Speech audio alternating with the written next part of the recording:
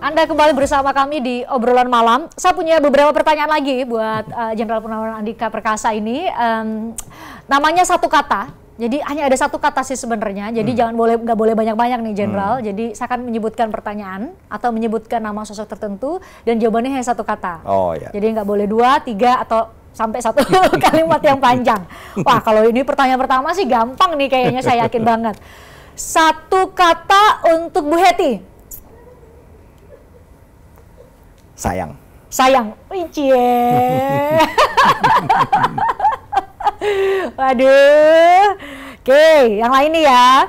Satu kata untuk Ibu Megawati. Negarawan. Negarawan. Oke.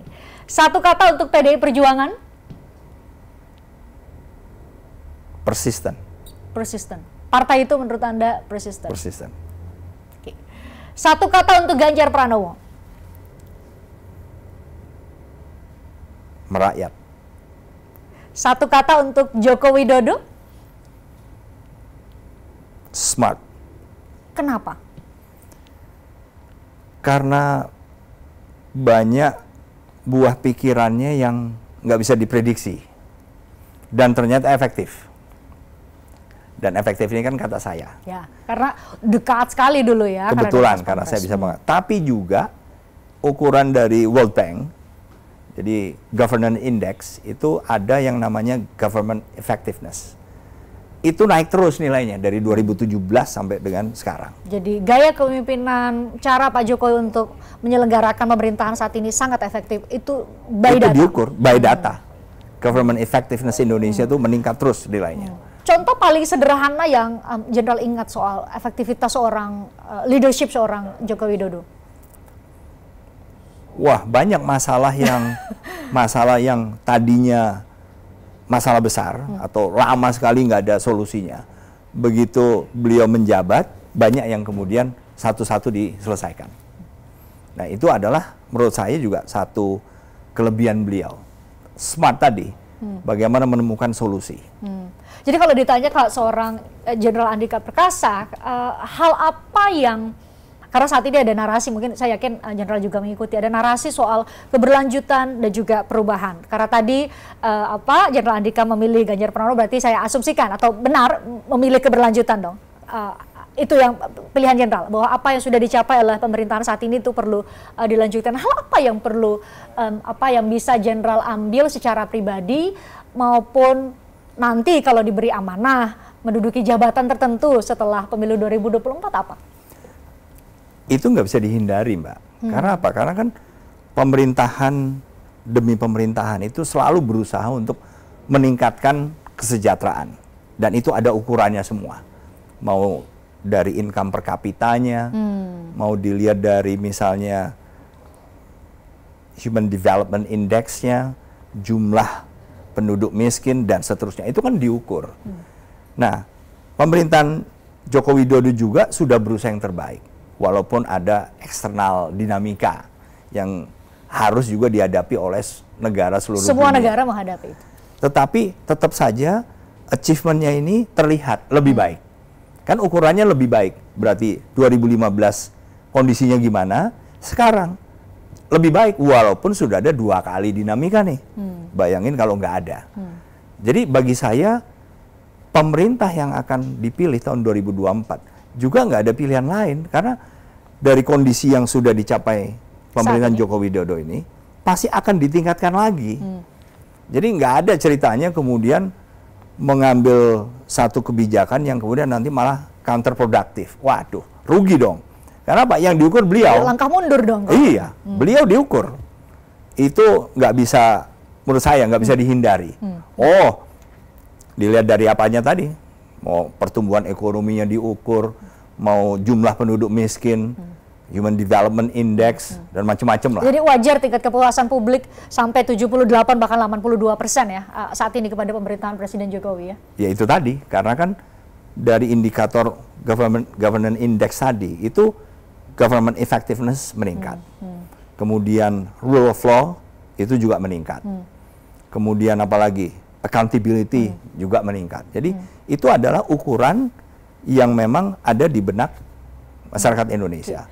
Itu Itu dari perspektif program atau pencapaian berdasar atas berbagai sektor dan diukur secara indeks. Tapi secara personal, karena Jenderal ini kan spesial, jadi dan pas Pampres tahu bagaimana dan pribadi mungkin bagi kami yang hanya bisa berjarak sangat jauh dengan Pak Jokowi, tapi Jenderal pernah berada sangat dekat menjadi Panglima, artinya itu adalah orang yang dipilih dan tentunya sudah dinilai baik oleh seorang presiden ketika memilih Panglima. Itu apa dari seorang Presiden Jokowi? Ya karena beliau smart tapi juga detail. Oh ya? Detail sekali Mbak. Detail sekali sehingga kita sebagai anak buahnya pun juga terpaksa harus mengantisipasi. Karena apa? Detailnya tadi. Kita di level misalnya menteri, kemudian Panglima TNI kan ada peluang di mana kita tidak terlalu detail. Laporan dari bawah itu yang mungkin kita laporkan ke atas. Tapi karena Pak Joko Widodo ini personality-nya juga sangat detail, jadi sering-sering menanyakan. Tapi itu kan mungkin karena jam terbang ya, pengalaman beliau dalam mewujudkan sesuatu itu ya mungkin harus meriksa hal teknis yang saya sebut detail tadi. Yang terpikir oleh orang lain, terpikir nah, sehingga beberapa kali di awal waktu saya bekerja untuk beliau dan Pak Pampres itu kan terkaget-kaget. Waduh, ini pertanyaan yang saya boro-boro belum melakukan, kepikir aja enggak gitu loh. Kan malu juga gitu Mbak. Ya saya juga ngomong lapor apa adanya. Waduh Pak, mohon maaf itu belum terpikir tapi sekarang akan saya lakukan. Tapi ditegur 1 kali, 2 kali, 3 kali, bukan ditegur ya, ditanya hal yang saya nggak tahu. Kan malu juga dong, gengsi juga gitu Mbak. Wah kita bintang 2 kok masih aja kok kelihatannya nggak tahu apa-apa nih. Jadi itu yang kemudian membuat saya jauh lebih teliti dalam menyiapkan setiap kegiatan. Jadi jangan sampai nanti beliau tanya lagi, saya nggak tahu lagi. Nanti lama-lama kan dicap sama beliau. Ini orang ini nggak tahu apa-apa nih, gitu Mbak. Jadi banyak belajar hal baru juga ya ketika menjadi pembantu presiden, baik sebagai dan pas Pampres maupun sebagai Panglima TNI. Betul.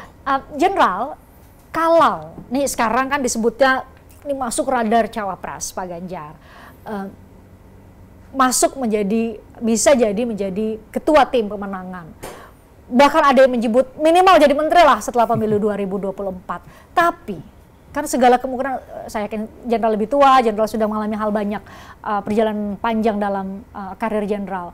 Kalau misalnya semua itu tidak terwujud, Jenderal tetap akan konsisten di politik dengan pilihan ini? Konsisten, seperti yang saya bilang tadi, kalaupun saya nggak dapat tugas apa-apa, saya tetap menjadi bagian dari partai politik yang saya yakin pasti ada mekanisme lah di tiap partai politik untuk misalnya membantu. Kan selalu ada saja keterkaitan antara partai politik dengan kadernya yang di eksekutif atau di legislatif, sehingga komunikasi itu walaupun informal tetap bisa dilakukan dan saya mungkin tetap bisa memberikan masukan atau bahkan sebaliknya saya belajar dari mereka.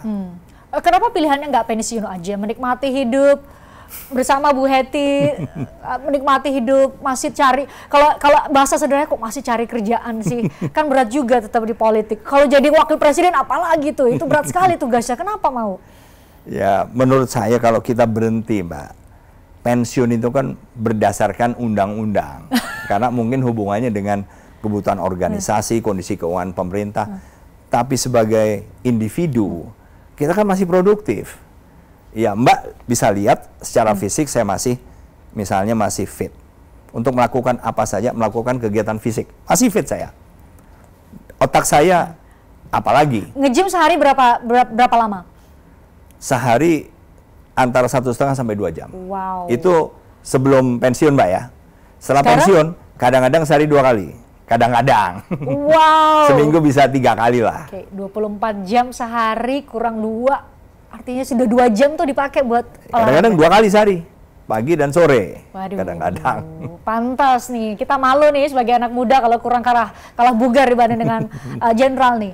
Jadi tetap akan konsisten di politik. Produktif. Harus. Itu harus.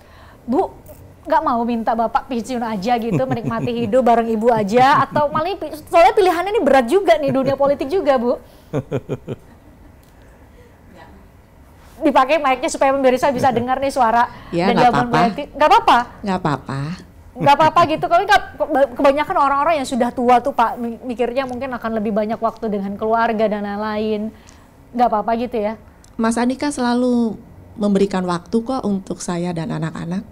Sepadat apapun dan Sepadat sesibuk apapun. apapun. Selama ini Bu? Selama ini, jadi di mana dia bisa membawa istri, dia selalu bawa istri. Dan itu buat saya udah udah waktu bersama lah. Jadi kalau nanti nih Tuhan memberi kesempatan, kan ini kan soal